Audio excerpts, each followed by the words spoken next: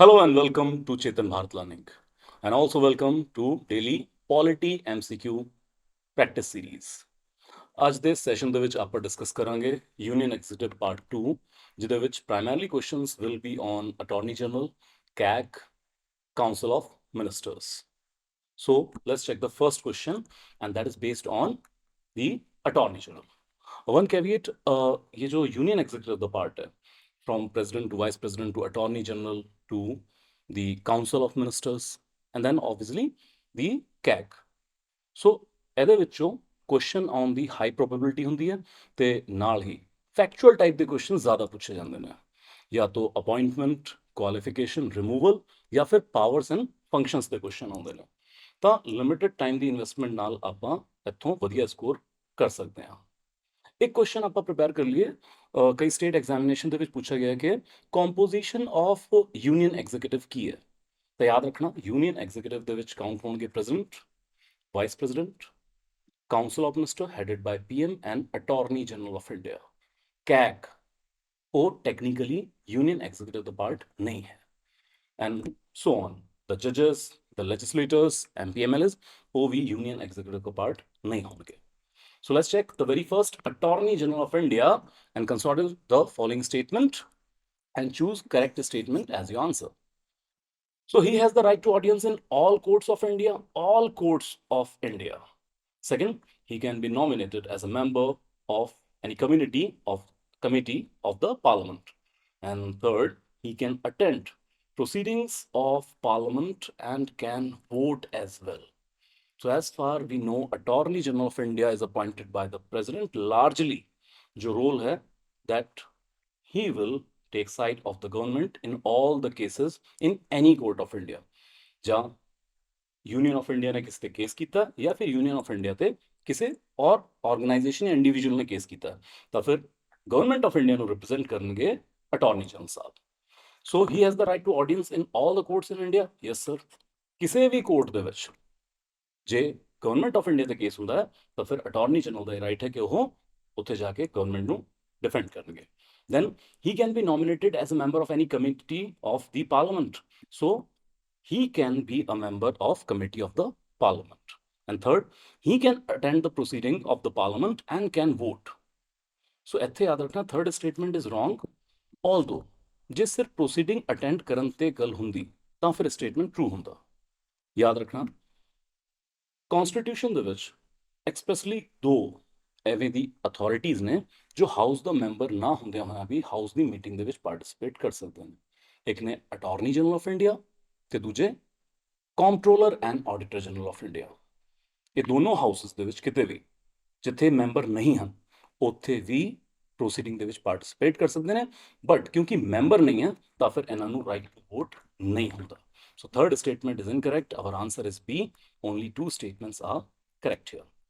Coming to, with reference to Comptroller and Auditor General of India, consider the following statements and find how many statements are correct.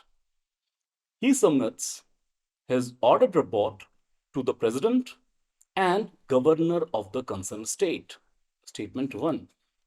So, auditing system ਸਾਡੀ country ਦੇ ਵਿੱਚ centralised ਹੈ, unified ਹੈ। Controller and auditor general of India the authority ਦੇ ਵਿੱਚ ਹੀ ਸਾਰੇ ਦੇ ਸਾਰੇ ਸੈਂਟਰਲ ਮਿਨਿਸਟਰੀ ਤੇ ਡਿਪਾਰਟਮੈਂਟ ਦਾ ਆਡਿਟ ਕੀਤਾ ਜਾਂਦਾ ਹੈ ਤੇ ਨਾਲ ਹੀ ਇਹਨਾਂ ਦੀ ਅਥਾਰਟੀ ਦੇ ਵਿੱਚ ਹੀ ਸਾਰੇ ਸਟੇਟ ਦੇ ਮਿਨਿਸਟਰੀਜ਼ ਤੇ ਡਿਪਾਰਟਮੈਂਟ ਦਾ ਆਡਿਟ ਕੀਤਾ ਜਾਊਗਾ।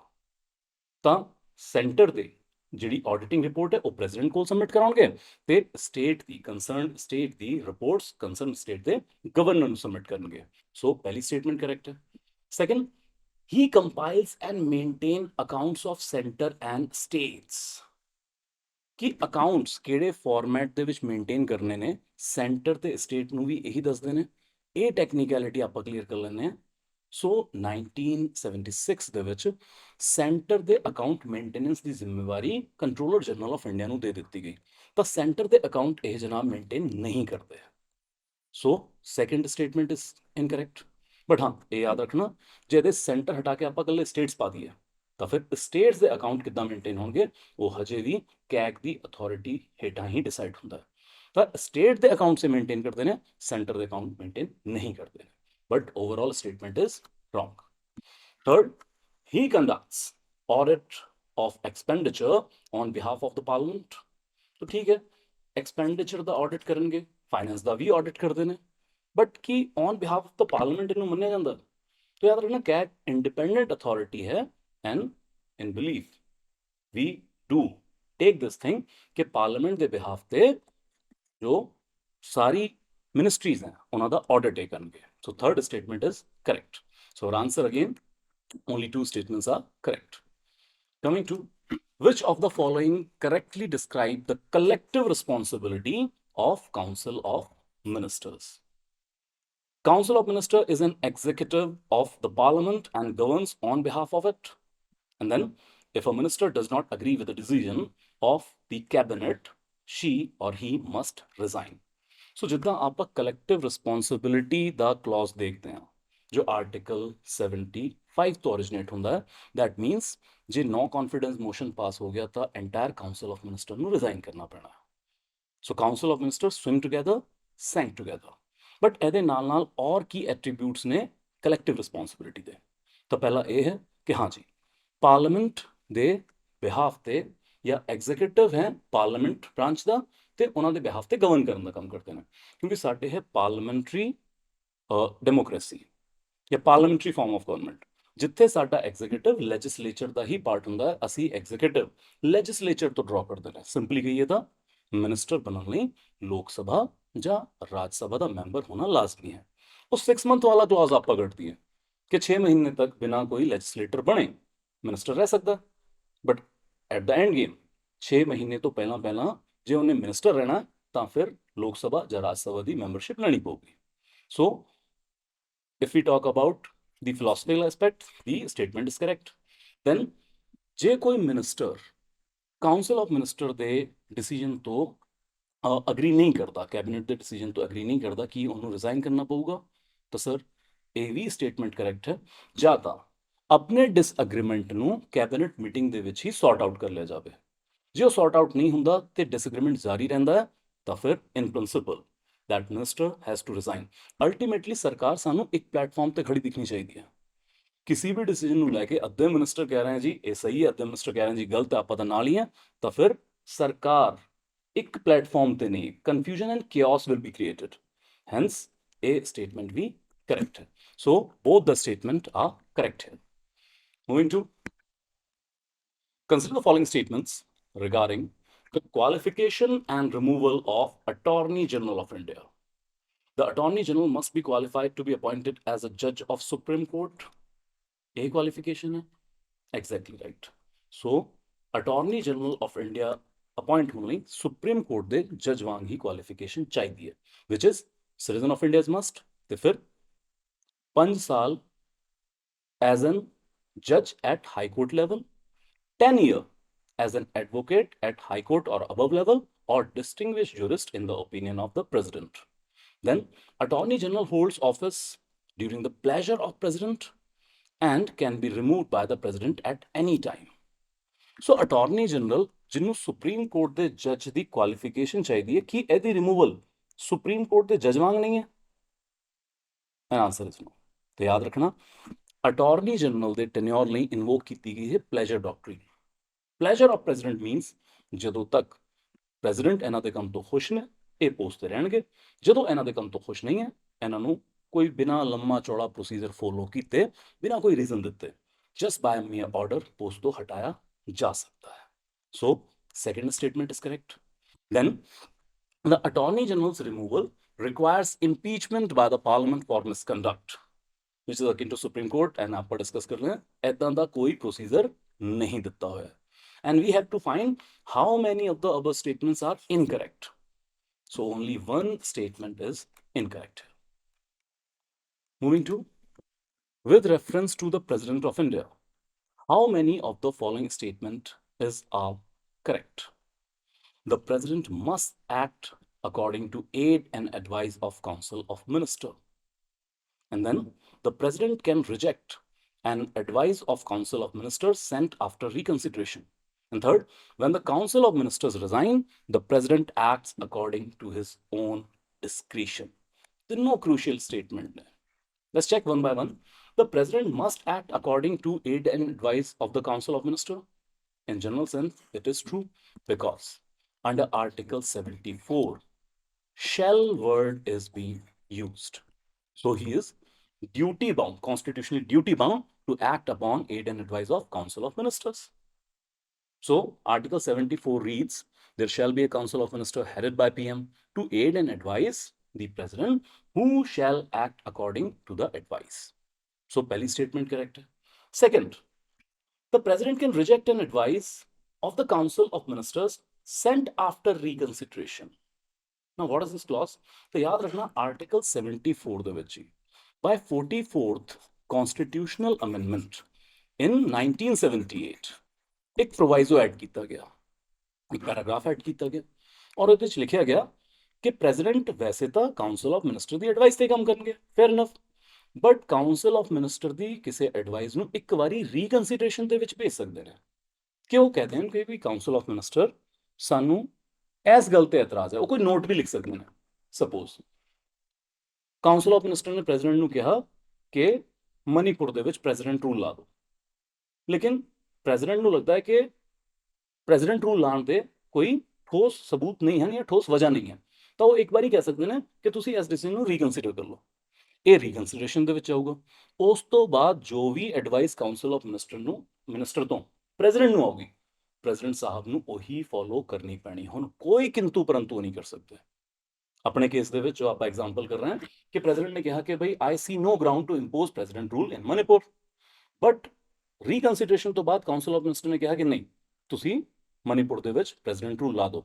ਹੁਣ ਪ੍ਰੈਜ਼ੀਡੈਂਟ ਸਾਹਿਬ ਕੁਝ ਨਹੀਂ ਕਰ ਸਕਦੇ, ਉਹਨਾਂ ਨੂੰ ਮਨੀਪੁਰ ਦੇ ਵਿੱਚ ਪ੍ਰੈਜ਼ੀਡੈਂਟ ਰੂਲ ਇੰਪੋਜ਼ ਕਰਨਾ ਪੈਣਾ। ਸੋ ਜਿਹੜਾ ਸਟੇਟਮੈਂਟ ਕਹਿ ਰਿਹਾ ਹੈ ਕਿ ਉਹ ਰਿਜੈਕਟ ਕਰ ਸਕਦੇ ਨੇ ਆਫਟਰ ਰੀਕਨਸੀਡਰੇਸ਼ਨ, ਉਹ ਨਹੀਂ ਕਰ ਸਕਦੇ। So second statement is incorrect. And then when the council of minister resigns, president act according to his own advice। याद रखना, president cannot survive without his council of minister।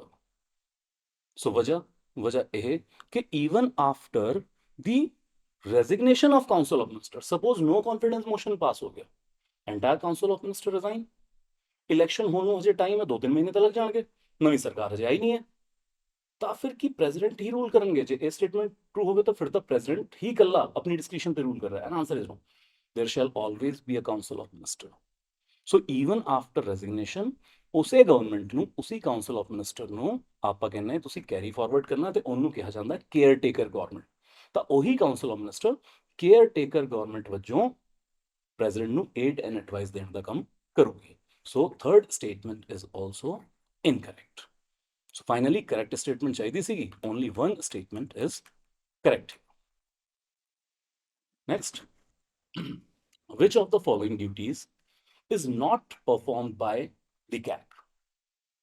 To audit and report on all expenditure from CFI, to audit and report on all expenditure from contingency fund and public account, to audit and report on all trading, manufacturing, profit and loss accounts, and last, to control the receipt and issue of public money and to ensure that public revenue is lodged in the exchequer।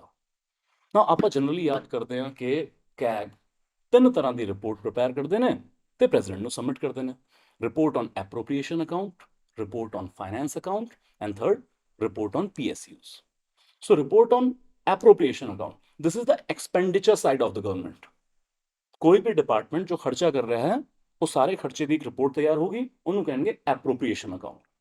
ਤੇ report on finance account is income side of the government. ਬਹੁਤ ਸਾਰੇ department ਕੁਝ ਕਮਾ ਕੇ ਵੀ ਦਿੰਦੇ ਨੇ, ਜਿਵੇਂ railway passenger ਤੋਂ fair ਵਸੂਲ ਰਿਹਾ, ਤਾਂ ਜੋ ਵੀ ਇਨਕਮ ਸਾਈਡ ਆਫ ਗਵਰਨਮੈਂਟ ਹੈ ਉਹ ਫਾਈਨੈਂਸ ਅਕਾਊਂਟ ਦੇ ਵਿੱਚ ਦਰਜ ਕੀਤੀ ਜਾਊਗੀ। ਤੇ PSU, ONGC, ਸੇਲ ਗੇਲ, ਇਹਨਾਂ ਦੀ ਜੋ ਰਿਪੋਰਟ ਹੈ ਐਕਸਪੈਂਡੀਚਰ ਤੇ ਇਨਕਮ ਦੋਨਾਂ ਦੀ, ਉਹ ਅੱਡ ਤੋਂ ਪ੍ਰਿਪੇਅਰ ਹੁੰਦੀ ਹੈ। ਬਟ ਇਹਨਾਂ ਤਿੰਨਾਂ ਰਿਪੋਰਟਸ ਨੂੰ ਹੀ ਆਪਸ ਵਿੱਚ ਟੈਕਨੀਕਲੀ ਦੇਖਦੇ ਹਾਂ ਤਾਂ ਫਿਰ ਕੀ ਸਟੇਟਮੈਂਟ ਬਣ ਸਕਦੀ ਹੈ?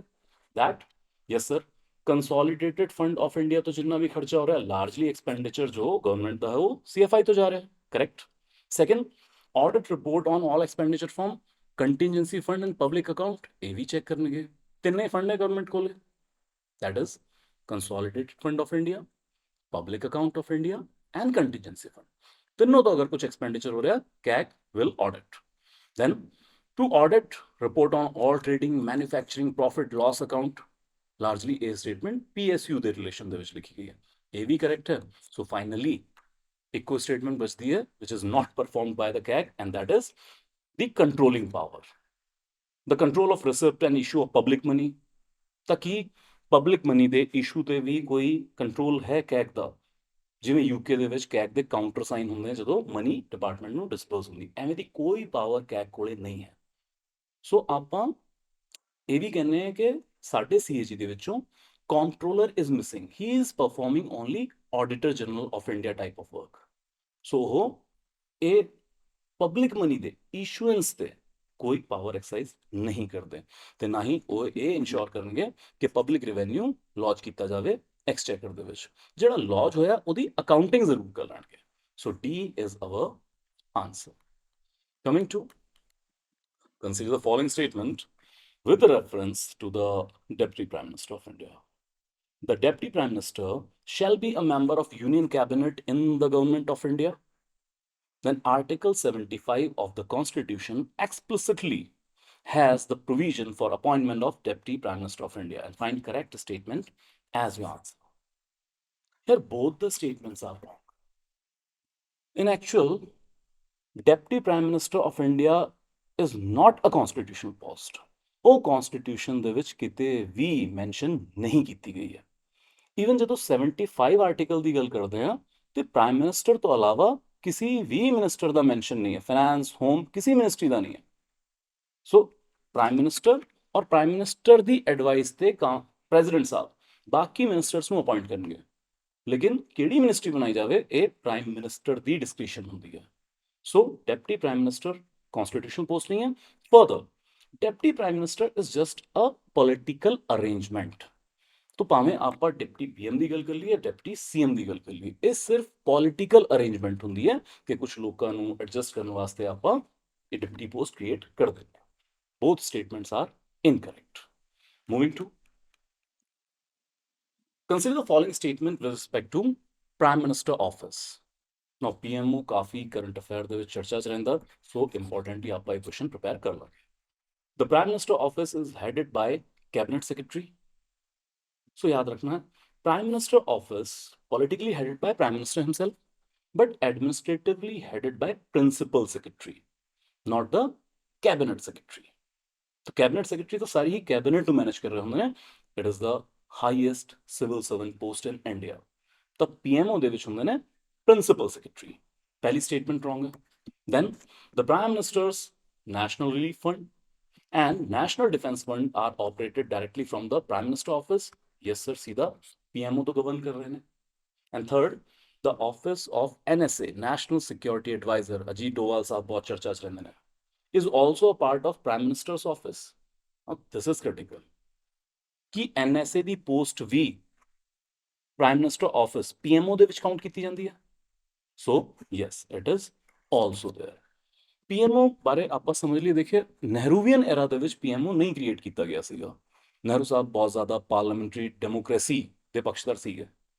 ਹਾਂ, ਉਸ ਦੌਰਾਨ ਮਾਊਂਟਬੇਟਨ ਦੀ ਸਲਾਹ ਤੇ ਇੱਕ PMS ਕ੍ਰੀਏਟ ਕੀਤਾ ਗਿਆ ਸੀ, ਪ੍ਰਾਈਮ ਮਿਨਿਸਟਰ ਸੈਕਟਰੀਏਟ। ਉਸੇ ਸੈਕਟਰੀਏਟ ਨੂੰ ਓਵਰ ਦਾ ਈਅਰ ਪ੍ਰਾਈਮ ਮਿਨਿਸਟਰਸ ਆਉਂਦੇ ਗਏ, ਪਾਵਰਫੁਲ ਕਰਦੇ ਗਏ, ਤੇ 1977 ਦੇ ਵਿੱਚ ਜਾ ਕੇ PMO ਸਟੈਬਲਿਸ਼ ਕੀਤਾ ਗਿਆ ਸੀਗਾ, ਪ੍ਰਾਈਮ ਮਿਨਿਸਟਰਸ ਆਫਿਸ, ਜੋ ਪ੍ਰਾਈਮ ਮਿਨਿਸਟਰ ਨੂੰ ਉਹਦੇ work related assistance provide karunga। so here if we talk about question, that 2 and 3 is the correct statement। moving to consider the following statement with reference to Central Council of Ministers। now this is important one, by A wala aapa yaad kar lena। total number of ministers including the prime minister, including, okay, not excluding, shall not exceed 15% of total strength of both houses of parliament। What is your opinion? 15% ਦੀ ਸ਼ਰਤ ਹੈ, but क्या both houses of parliament ਜਾਂ ਲੋਕ ਸਭਾ? ਤਾਂ ਯਾਦ ਰੱਖਣਾ, ਜੇ ਇੱਥੇ both houses ਨਾ ਲਿਖਿਆ ਹੁੰਦਾ, ਸਿਰਫ ਲੋਕ ਸਭਾ ਲਿਖਿਆ ਹੁੰਦਾ, ਫਿਰ ਆਪਾਂ ਇਸ ਸਟੇਟਮੈਂਟ ਨੂੰ ਕਰੈਕਟ ਕਰ ਦੇਣਾ ਸੀਗਾ। ਸੋ council of ministers the maximum strength including the PM can be 15% of ਲੋਕ ਸਭਾ, not both houses। और स्टेट ਦੇ ਵਿੱਚ ਵੀ ਇਹ ਲਾਜ਼ਮ ਹੈ ਕਿ council of minister the maximum strength including the CM is 15% of legislative assembly. Then you come to total strength of council of minister, that is 15% of Lok Sabha, ਇੱਥੇ correct ਕਰ ਦੀ statement, is established by 91st constitutional amendment 2003. ਹੁਣ ਕੀ ਇਹ ਸ਼ਰਤ original constitution ਦੇ ਵਿੱਚ ਸੀ ਜਾਂ ਬਾਅਦ ਚ amendment ਆਈ ਔਰ amendment ਕਿਹੜੀ? तो ਇਸ ਸਟੇਟਮੈਂਟ ਨੂੰ ਜ਼ਰੂਰ ਯਾਦ ਕਰਨਾ ਹੈ 91st constitutional amendment 2003 ਰਾਹੀਂ ਹੀ ਇਹ 15% ਦੀ ਸ਼ਰਤ established ਕੀਤੀ ਗਈ ਸੀ। ਵਜ੍ਹਾ ਰਾਈਜ਼ ਆਫ ਕੋalition ਪੋਲਿਟਿਕਸ, ਬਹੁਤ ਸਾਰੀ ਪੋਲੀਟੀਕਲ ਪਾਰਟੀਆਂ ਮਿਲ ਕੇ ਸਰਕਾਰਾਂ ਬਣਾ ਰਹੀਆਂ ਸੀ ਤੇ ਹਰ ਪਾਰਟੀ ਨੇ ਆਪਦੇ ਬੰਦੇ ਨੂੰ ਮਿਨਿਸਟਰ ਲਾਉਣਾ ਸੀਗਾ।